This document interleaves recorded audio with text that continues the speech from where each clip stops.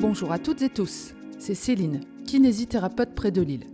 Bienvenue dans ce nouvel épisode de Kinécast de la Fédé, de la communauté dynamique et innovante des kinésithérapeutes.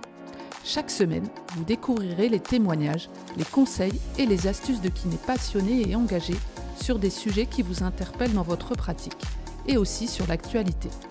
Ensemble et avec la Fédé, bougeons les lignes de la kinésithérapie. Bonne écoute! La Médicale, un réseau expert d'agents généraux pour accompagner les masseurs kinésithérapeutes dans leurs besoins professionnels et privés. La Médicale accompagne près d'un masseur kinésithérapeute sur 3 en France. Rassurant, non ? Des assurances adaptées aux besoins des masseurs kinésithérapeutes, tant professionnels que privés. Bonjour à toutes, bonjour à tous, bienvenue dans ce nouvel épisode de Kinécast. Aujourd'hui, direction l'Institut national de la kinésithérapie, l'INK, un acteur majeur de la formation continue pour les kinés. Conçu pour la diversité de ses formations et ses formats adaptés aux besoins des kinés, l'INK accompagne les professionnels tout au long de leur carrière pour développer leurs compétences et améliorer leurs pratiques. Je reçois aujourd'hui Jean-Cyril Georges, qui a rejoint l'INK en mars 2025. Et il va nous expliquer comment l'INK conçoit ses formations, comment aussi elle garantit la qualité de celle-ci, et aussi comment elle se déploie localement au plus près des kinésithérapeutes. On parlera aussi de la manière de choisir une formation fiable parmi la multitude des offres. On va aussi expliquer concrètement comment s'inscrire à une session de l'INK. Alors, bonjour Jean-Cyril et bienvenue dans Kinécast. Bonjour Céline, merci. Merci à toi d'avoir accepté cette invitation. Peut-être avant de rentrer dans le vif du sujet et nous expliquer ce qu'est l'INK, est-ce que tu peux te présenter et nous partager ton parcours ? Oui, bien sûr, pour faire très simple, je me remets droit, et pour faire très simple, j'ai toujours travaillé dans l'éducation ou la formation, avec même une petite expérience en fin d'études comme prof de maths. Et sinon, j'ai toujours occupé des postes de responsable soit d'école, soit d'organismes de formation. D'accord. Dans des secteurs variés, commerce, ingénieur, test d'anglais, différents métiers, mais toujours dans la formation et l'enseignement. Alors, pourquoi tu as rejoint l'INK ? Ce que j'aime beaucoup à l'INK, c'est que c'est un organisme qui a beaucoup de valeurs, qui a beaucoup de valeurs éthiques, qui existe depuis longtemps, qui est très sérieux, qui est installé.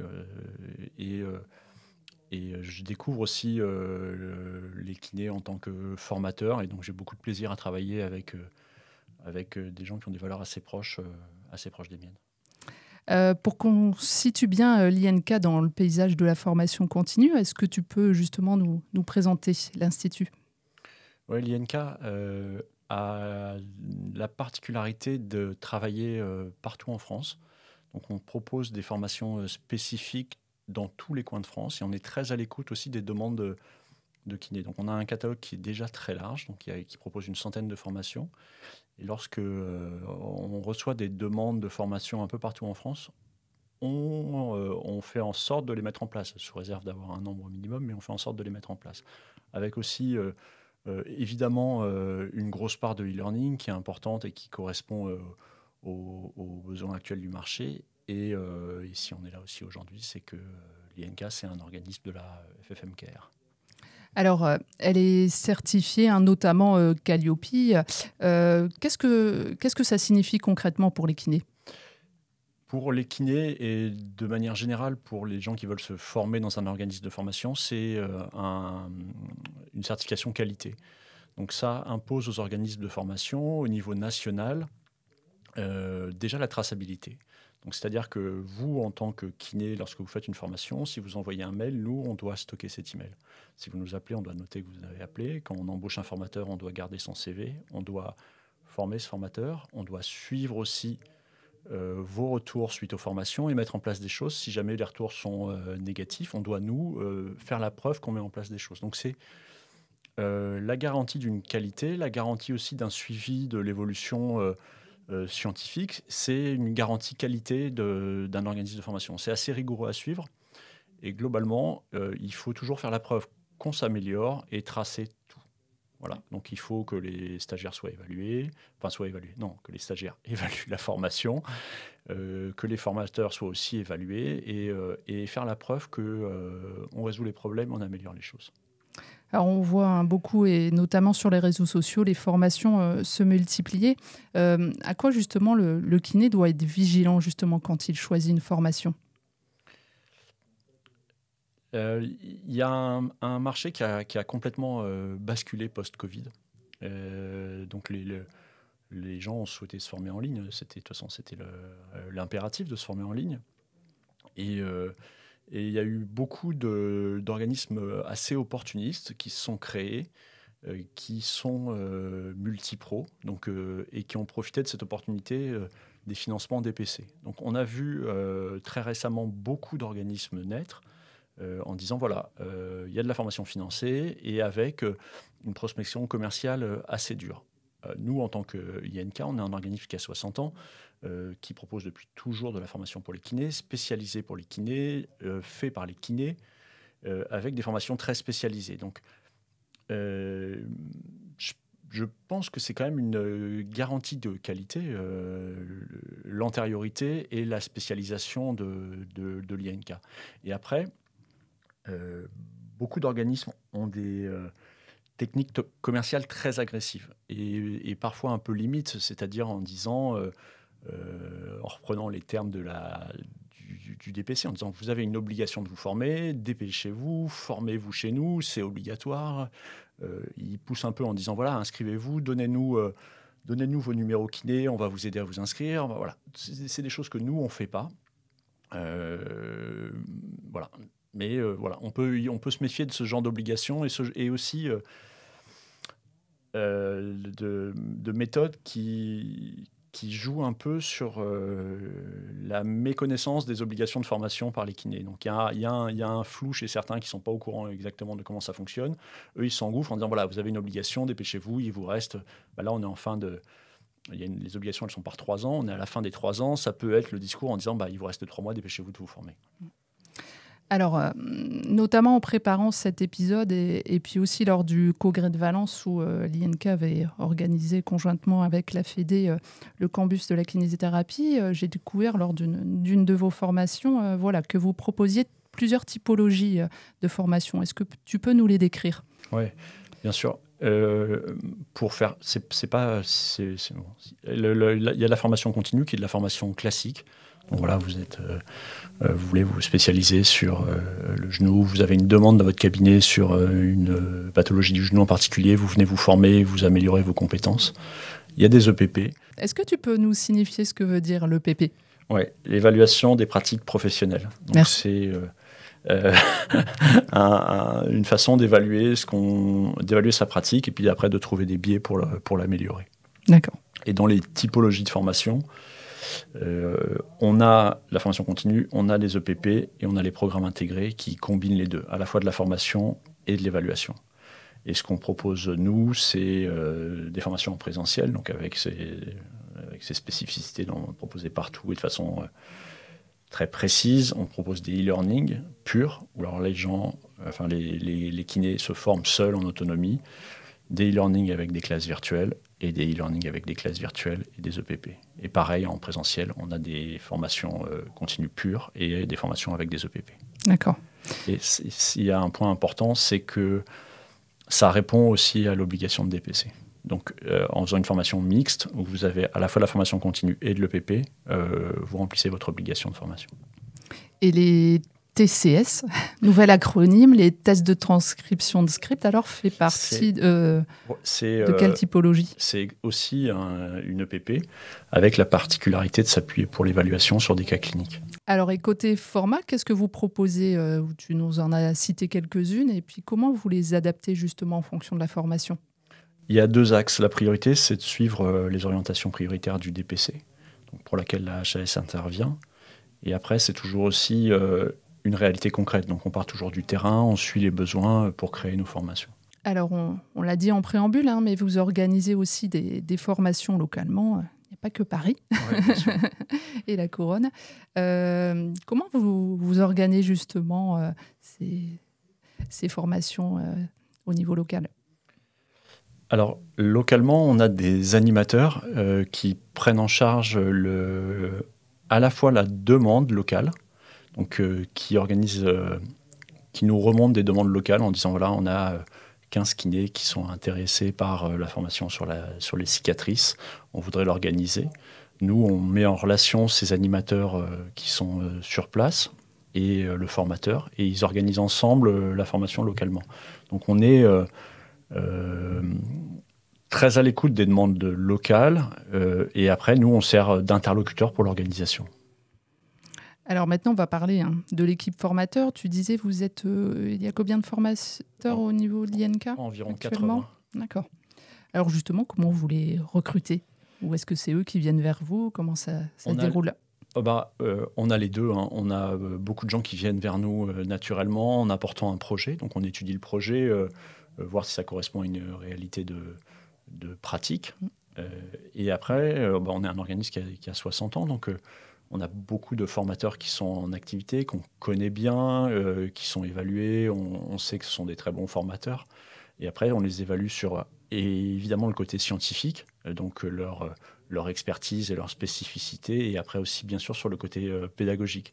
Donc, ce n'est pas le tout d'être impuissant, c'est très important de pouvoir bien le transmettre. Est-ce que tu peux nous citer justement quelles sont les quelques thématiques que vous proposez, celles qui fonctionnent entre guillemets le mieux actuellement? Je te parlais des cicatrices. Donc on a Nadine Varro qui est très réputée, et dont la formation est demandée pour pas mal d'instances. Donc elle a une formation sur les cicatrices de l'adulte. On a aussi des formations sur le cancer du sein qui fonctionnent c'est pas le cancer du sein qui fonctionne bien, c'est la formation de M. Ferrandez. Et après, on a des formations qui commencent aussi à beaucoup se développer, celle sur l'APA, celle sur les pathologies du coureur à pied et aussi le yoga. Mais après, on a un catalogue qui est très étendu. Et c'est une volonté. L'idée est de dire on colle à la pratique. On n'est pas sur uniquement un marché. C'est-à-dire qu'on veut vraiment répondre à un besoin de terrain et être capable de répondre à tous les besoins de terrain. Alors, côté financement, comment peut être financé? Alors, on avait fait un épisode avec Céline Cheval-Rézeur sur cette thématique, mais dans les grandes lignes, parce que ça en fait partie justement de ce sujet, comment peut être financée une formation de l'INK? Il y a deux axes. Le DPC dont on a un peu parlé, qui permet d'avoir à la fois sa formation financée et d'être indemnisé. Donc quand vous n'êtes pas au cabinet, vous touchez un petit peu de sous pour indemniser votre absence du cabinet. Et il y a aussi le FIFPL qui finance les formations pour les libéraux. Voilà, c'est les deux principales sources pour la formation. Et comment vous accompagnez justement les stagiaires pour les aider dans ces démarches, parfois un peu difficiles? Oui, bien sûr. Ouais. C'est vrai que c'est un peu difficile. On a une super équipe. Moi, je suis assez récent et donc d'expérience, je constate qu'il y a une excellente équipe de 3 personnes complètement disponibles pour répondre à la fois rapidement et techniquement sur l'accompagnement. Pour s'inscrire, il y a deux façons. Soit les gens vont sur le site internet, ils font une demande ou une préinscription sur le site internet, et après nous on les accompagne pour le côté financement. Soit ils s'organisent, ils s'inscrivent directement sur le DPC avec la référence, et après c'est pareil, nous on les accompagne pour le côté préinscription chez nous. Mais quoi qu'il arrive, il y a l'équipe, c'est vraiment une machine incroyable qui fonctionne hyper bien. Donc un coup de fil, un email et on vous accompagne. Alors, comment vous travaillez aussi pour améliorer justement toujours ces formations? Ça rejoint un peu Calliope. C'est un des critères de Calliope, c'est l'évaluation en continu des formations, le point sur ces évaluations et contacter les formateurs quand il y a quoi que ce soit et mettre en place des choses. Et après, avec aussi, on est quand même un acteur qui est tenu à la fois à une rigueur scientifique et aussi à un suivi de l'actualité scientifique. En discutant avec vous, on se rend compte que les pratiques ont énormément évolué. Et donc, quand on discute avec un kiné qui a 20 ans d'expérience, il me dit, mais attends, il y a 20 ans, c'était comme ça, on ne fait plus du tout comme ça. Et donc, nous, notre objet, c'est aussi de répondre à ce besoin d'actualisation du métier. Donc, nous, on travaille tout le temps à dire, voilà, ces choses changent, il y a ces publications.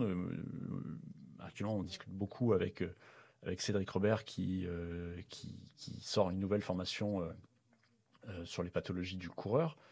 Et dans chaque conversation sur chaque point, il me dit, il y a 5 ans, on faisait ça, aujourd'hui on fait ça. Il y a 10 ans, on faisait ça, aujourd'hui on fait ça. Donc en fait, et à chaque fois avec preuve scientifique à l'appui, en me disant, voilà, l'article de tel est sorti de temps, là, l'article, etc. Donc en fait, notre métier, c'est aussi d'accompagner la profession dans cette actualisation-là, quoi.